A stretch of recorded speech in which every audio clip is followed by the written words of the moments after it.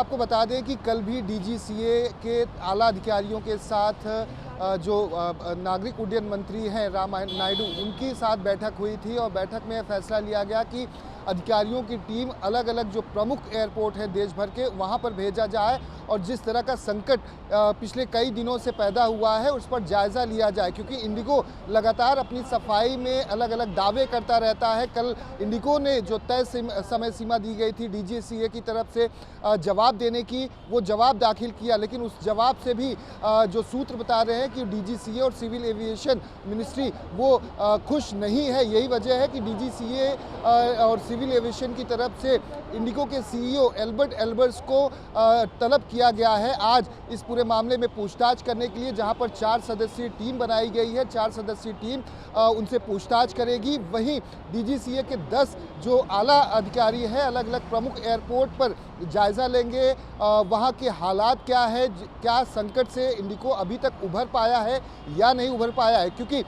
Indigo लगातार ये कह रहा है कि 90 से 95% जो फ्लाइट का जो आवागमन है वो अब सुचारू रूप से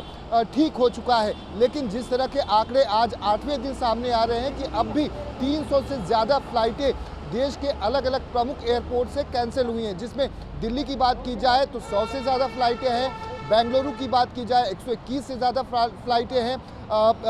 लखनऊ की बात की जाए, हैदराबाद की बात की जाए तो 20 से 50 के करीब में फ्लाइटें हैं। वहीं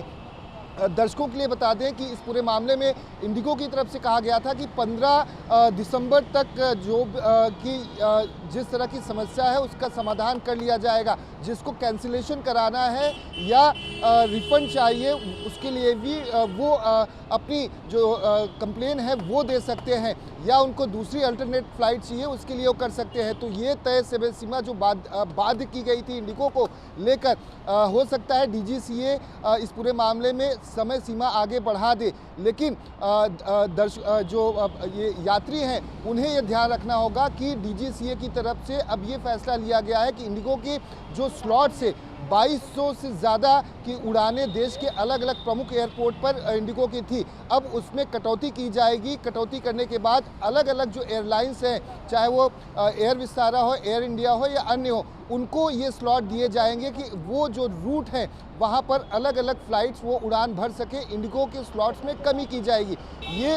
इसके पीछे की वजह यह है कि इंडिगो की भारी संकट, और इस भारी संकट में 15 नवंबर तक अगर किसी ने कुछ 2 या 3 महीने पहले से ही अपनी टिकट बुकिंग कराई हुई है तो वो यात्री अपने कैंसिलेशन करा ले या फिर अदर अल्टरनेटिव फ्लाइट के लिए अब उनको रुक करना होगा। हालांकि हो सकता है कि इसकी समय सीमा बढ़ाई जाए, क्योंकि इंडिगो की तरफ से ये दावा किया गया था कि इसे सुचारू रूप से जल्द किया जाएगा।